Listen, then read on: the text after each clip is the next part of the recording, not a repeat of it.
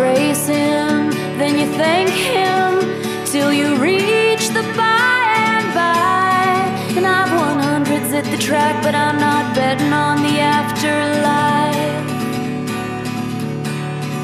Then you kiss his lips, he forgives you for it, he forgives you for all you've done. But not me, I'm still angry. What have I done? Why am I always messing with? There is one thing I've learned from all my years as a husband, father, country music star, and God-fearing Presbyterian. It's this. Nobody gives a rat's ass. Nobody gives a rat's ass. Nobody gives a rat's ass about a hooker until she ends up dead in a celebrity's hotel room.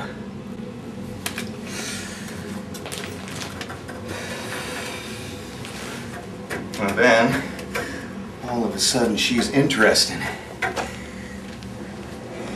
Then everybody wants to know her story. And they're plastering up her picture on CNN and saying, oh, poor lost soul, poor lost soul, poor lost soul. Daddy beat her when she was little, and she spent her whole sad life acting out. Well, that's the liberal media for you. Sucking the fun out of everything.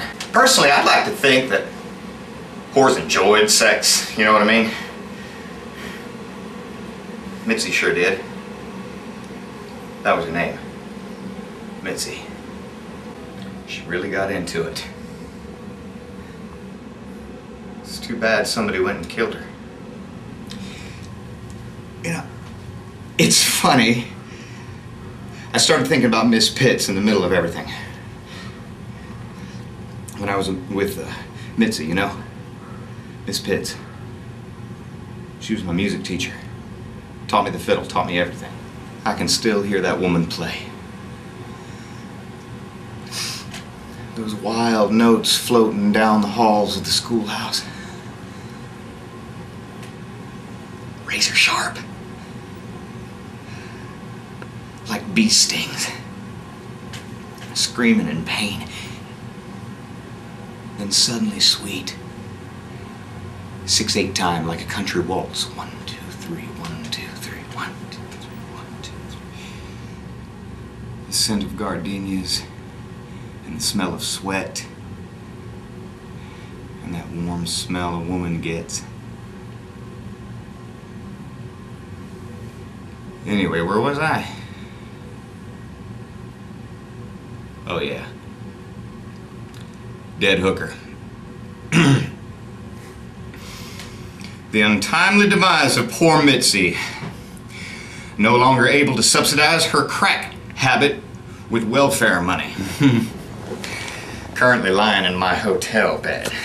My goddamn motherfucking hotel bed! Pardon my fucking French, Lord. Egyptian cotton sheets, 400 thread counts, soaked in blood, totally wrecked. Someone really did a number on her.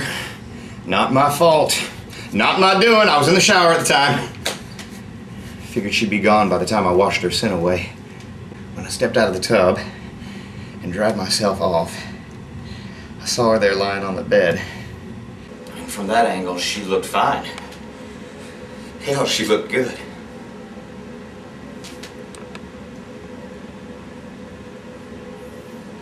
Her ass exposed.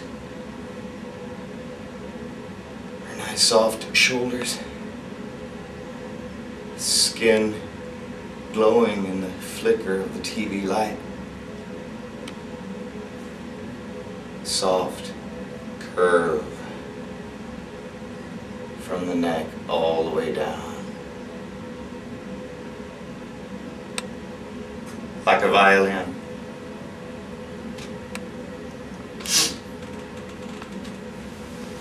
And then I noticed the blood.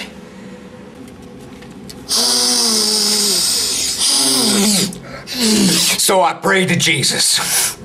I said, Lord, Lift me up from this pile of shit that you have allowed me, in your good graces, to wade in chest deep. Just get me out of this. And I promise to be good. I mean, a DUI is one thing. Well, maybe three things. But I am not at a point in my career where a trial would have any positive effect on my life. Well, maybe if I was one of those gangbanger rap thugs, this whole debacle could work in my favor and give me more street cred. But that is not me.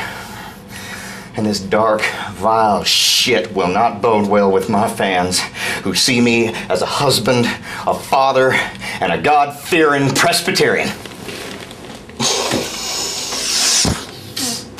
And yeah, I know what you're thinking. What an asshole, right? Only thinking about damage control. How come he didn't cry for the poor hooker? Well, the hooker's dead, kids, and what's done is done. And I'm still alive, thank you very much.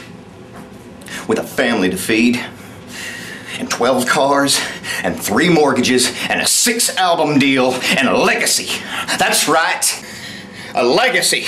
And one day, my son will use my fame to boost his borderline talent into the stratosphere. And of that, I will be very proud.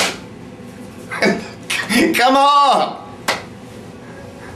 I mean, aside from her pimp, who's really gonna miss her? Well, maybe somewhere in suburbia, her estranged mother will recognize little lost Mitzi's picture in the news, and she'll come out of her Valium coma long enough to sniffle about it for 3 whole minutes before slipping back in. But if I fall, if I fall, people, millions will mourn. I haven't been this scared since Halloween, 1981. Hand's a little shaky. The coke's been doing its job, keeping me a little numb. But I assure you people, the flood is coming. It's about to sink in, y'all. Just about a minute. Full force, and when it does, I'll be completely incapacitated. So I gotta make a plan while I'm still sane enough to think. Alright, you gotta make a plan, Willie. Gotta make a plan, Willie. Make a plan. Just think. Gotta make a plan. Just think. Fucking think. Fucking think. I could call up my agent for some help. Disposing of human body remains should be a part of an agent's job description, right? Alright. We'll cut up the body, throw it in the lake, clean the place up, get some new sheets, 400 thread count. Pay off the people in the hotel, of course. What do we say? $1 million a pop? Well, shit. Well, she wasn't the Queen of England. She's just a hooker. 100 grand will do. All right, let's see. Desk clerk, manager, maid. 1, 2, 3.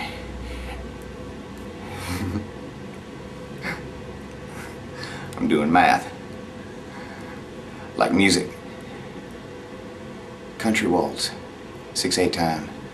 1, 2, 3. 1, 2, 3. 1, 2, 3.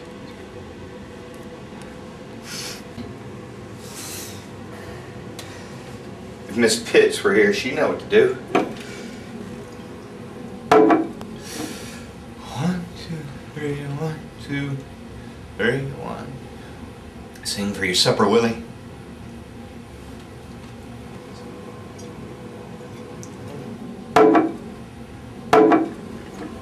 I wish it weren't in my head. But it's always there. Razor sharp like a bee sting. Won't go away.